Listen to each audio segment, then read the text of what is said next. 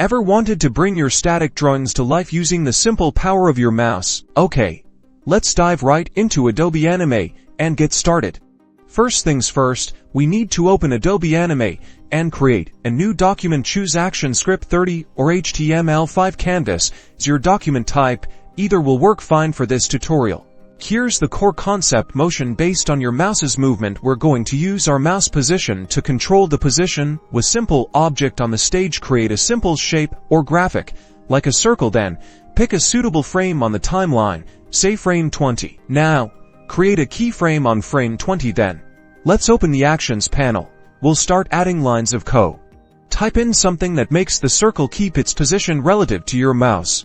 When you test your animation, you'll see your shape now perfectly following your mouse. It's as easy as that. Now you can change up the code we used by varying the speed, scale, and even color of your animated shape, all influenced by what happens with your mouse.